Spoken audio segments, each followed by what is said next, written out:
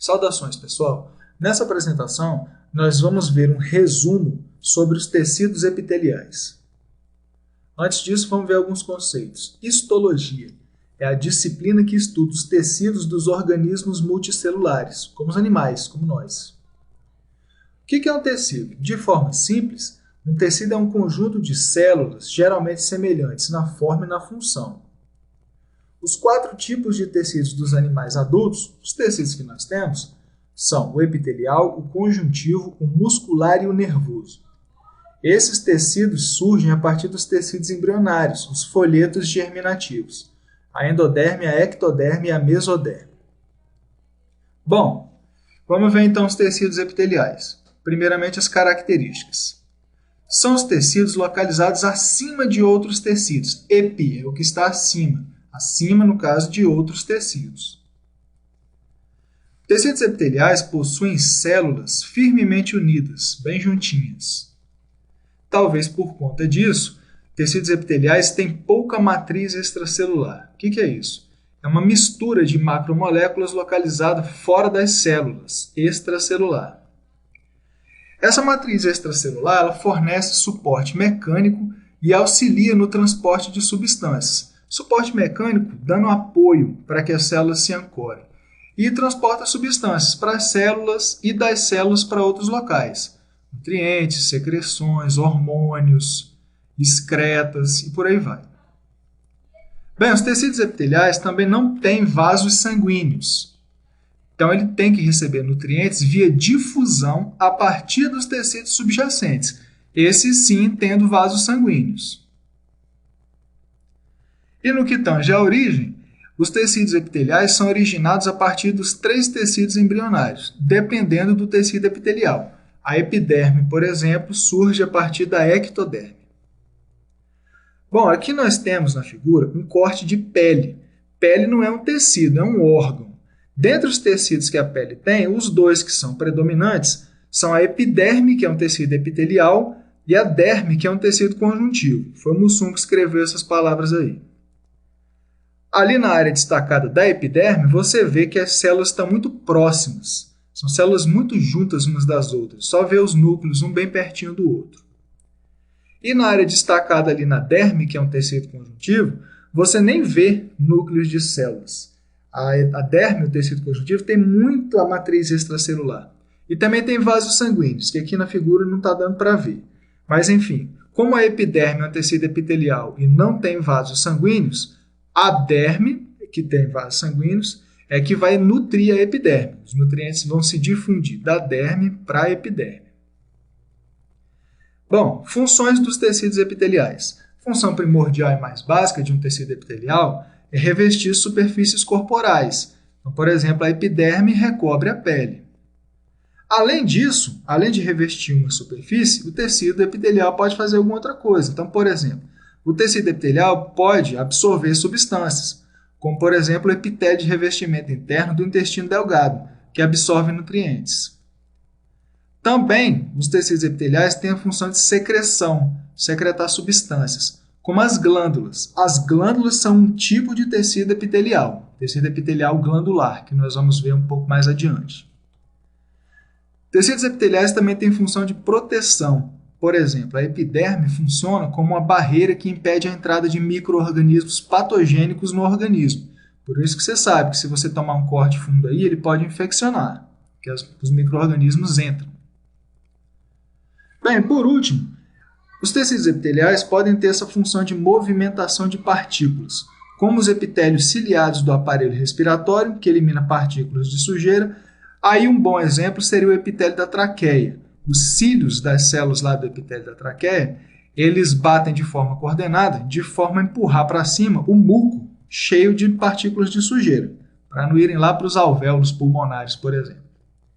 Além desse tipo de epitélio do aparelho respiratório, tem também o epitélio ciliado das tubas uterinas, que movimenta o ovócito 2, ou seja, a fecundação do zigoto e o embrião no sentido do útero. Vamos ver agora os tipos de tecidos epiteliais. Na verdade, são 2 tipos básicos. Os epitélios de revestimento e os epitélios de revestimento originam os epitélios glandulares. Então, são esses 2 tipos aí. Vamos ver primeiro, então, os epitélios de revestimento, mais especificamente uma classificação. Você pode classificar os epitélios de revestimento quanto à forma das células que constituem ele. Então, tem, por exemplo, tem tecido epitelial de revestimento que tem células achatadas, é o pavimentoso. Tem tecido epitelial de revestimento que tem células com formato de cubo, é o cúbico. Ou então ele pode ser prismático ou cilíndrico, que tem umas células alongadas, com formato de prisma, digamos assim. Além da forma da célula, você pode também classificar quanto ao número de camadas celulares. Se tiver uma camada celular, é simples ou uniestratificado, um estrato. Se tiver várias camadas celulares, é o estratificado. Agora, se tiver uma camada de células, mas os núcleos dessas células em diferentes alturas, dando uma falsa impressão de que é um epitélio estratificado, aí a gente chama esse epitélio de pseudoestratificado. Vamos ver as figuras. Então, aqui na figura, vamos ver, acompanha a seta vermelha. Aqui a gente tem um epitélio simples pavimentoso, que também pode ser chamado de escamoso. Aqui um simples cúbico, um simples cilíndrico ou prismático. Aqui o pseudoestratificado. Veja aí que você encontra células com núcleos mais para cima, outras com núcleo mais para baixo, outras com núcleo no meio. Aqui tem um pavimentoso estratificado. Agora, detalhe, nem todas as células desse tecido são células pavimentosas, só da superfície. Então, você classifica, no que diz respeito à forma das células, levando em consideração as células que estão na superfície. Aqui tem um estratificado cúbico e um epitélio de transição, que é um epitélio que as células conseguem mudar de forma. Bom, além dos epitélios de revestimento, então tem também os epitélios glandulares, que surgem a partir dos epitélios de revestimento, né? Os epitélios glandulares, eles constituem as glândulas, que são estruturas cuja função principal é de produzir e eliminar uma mistura de substâncias características de cada uma delas, que é chamada de secreção. Tipos de glândulas são 3. Exócrinas são glândulas que têm um duto, que comunica a glândula com o epitélio que originou ela. Então, graças à presença desse duto, as secreções são lançadas na superfície desse epitélio. Então, por exemplo, nós temos as glândulas sudoríparas, salivares, lacrimais e as sebáceas. Glândulas endócrinas não têm esse duto, elas perdem esse duto durante o processo de formação dela. Então, as secreções são lançadas em vasos sanguíneos que estão associados à glândula. Então, tem vários exemplos no teu organismo, tireoide, adrenais, hipófise, várias.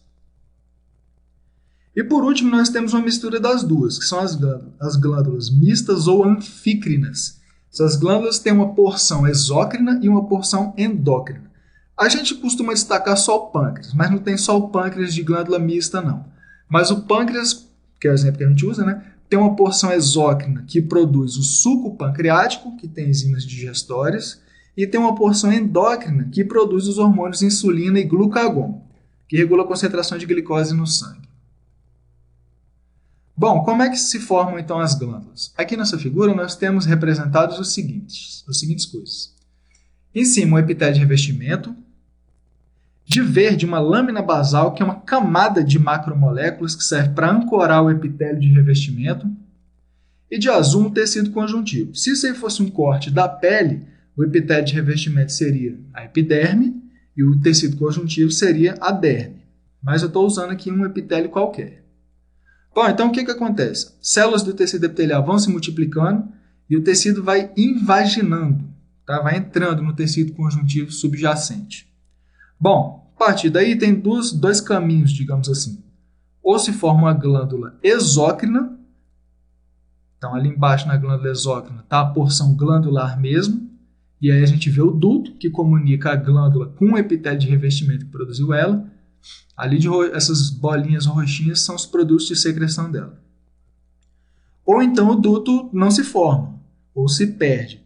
Então nós temos aí, nesse caso, uma glândula endócrina. Não tem o duto, ali a glândula endócrina, e ela secreta, ela libera os produtos de secreção dela nos vasos sanguíneos. Então está ali uma secreção. A secreção das glândulas endócrinas são o que nós chamamos de hormônios. Insulina e glucagon são hormônios, por exemplo. Bom, para terminar, vamos ver algumas informações a mais sobre a epiderme da pele, que é um exemplo muito bom de tecido epitelial. Então, a classificação dele ele é um tecido epitelial estratificado pavimentoso, tem muitas camadas para suportar o fato de que a pele está sujeita a muitas forças de atrito, tensão e tudo mais. A camada mais interna da epiderme é chamada de germinativa ou basal, e lá tem células que se multiplicam. A camada mais externa é a chamada de córnea. Ela é constituída de células mortas e cheias de queratina, que é uma proteína. O detalhe aqui é o seguinte, eu estou destacando só a camada mais interna e a camada mais externa. Tem outras camadas entre essas duas que seriam camadas de transição. Mas o que é importante é saber que a camada mais externa é de células mortas e queratinizadas, não tem praticamente nada dentro dessas células a não ser queratina. E a camada mais interna é de células vivas que estão lá se multiplicando. Bom, essa queratina, como funções desse tipo de proteína, a gente pode destacar o seguinte. Ela previne a desidratação, impede a perda de água excessiva pela epiderme da pele e também constitui os pelos e unhas. Tá? Pelos e unhas são estruturas queratinizadas. Vamos ver de novo aquela figura. Então, a epiderme é o tecido mais escuro. Então, lá em cima tem a camada córnea. Dentro dessas células aí tem praticamente só queratina. E a camada mais interna da epiderme é a camada germinativa, de células que se multiplicam. Entre a epiderme e a derme, aí na figura não dá para ver, porque isso aí é uma micrografia óptica. Isso aí é uma imagem obtida a partir do microscópio óptico. Mas se fosse um microscópio eletrônico, ia dar para ver uma camada de macromoléculas que fica entre a epiderme e a derme. É o que a gente chama de lâmina basal. Serve para ancorar a epiderme. Bom, a epiderme da pele ela produz glândulas como as sudoríparas e as sebáceas. Então, é um epitélio de revestimento que produz glândulas. No caso, essas duas são exócrinas. E produz também unhas, que são estruturas queratinizadas com as funções de proteger as pontas dos dedos e facilitar o manuseio de objetos. Talvez a gente possa dizer também que as unhas dos dedões dos pés contribuem para a manutenção do equilíbrio do organismo, quando você está caminhando ou correndo. Além das glândulas e unhas, outro anexo da epiderme são os pelos, que na nossa espécie eu diria que é difícil dizer qual é a função dos pelos especificamente. Proteger contra o frio não é, talvez seja uma função mais estética. Você pode atribuir mais importância, talvez, aos pelos do nariz e aos cílios. Esses aí eles protegem contra a entrada de partículas de sujeira e coisas do tipo, nos olhos e no nariz. Tem gente que diz que a sobrancelha serve para parar o suor que escorre pela testa. Mas eu, particularmente, acho que função de pelos, exceto esse caso aí dos cílios e pelos do nariz, particularmente eu creio que a função dos pelos na nossa espécie seja mais estética mesmo. Bom, então aí tem uma figura de um pelo, está sendo mostrado lá o pelo, folículo piloso, as glândulas sebáceas que estão associadas ao pelo. Essa secreção das glândulas sebáceas, além de lubrificar os pelos, também tem substâncias que dificultam a proliferação de micro-organismos lá na superfície da epiderme. A das glândulas sudoríparas também faz isso. Você veja que o pelo é produzido pela epiderme, porém ele fica localizado, pelo menos o folículo piloso, fica localizado na derme. Aqui a gente vê uma glândula sudorípara, que eu pintei de laranja, tem o duto aí, e lá embaixo, lá na derme, que ela está localizada, a porção secretora dela.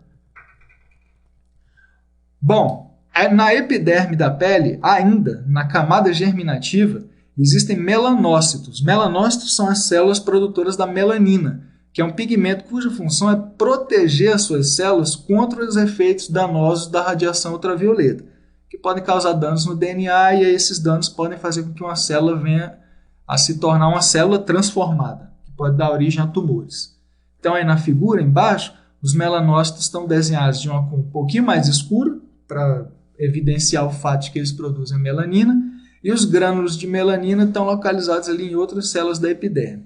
Na verdade, o melanócito ele emite prolongamentos para dentro dessas outras células aí, e aí essas outras células adquirem o pigmento, a melanina. Mas lembrar que esses benditos desses melanócitos, eles ficam localizados na camada germinativa da epiderme. E é isso aí, pessoal. Bons estudos para todos.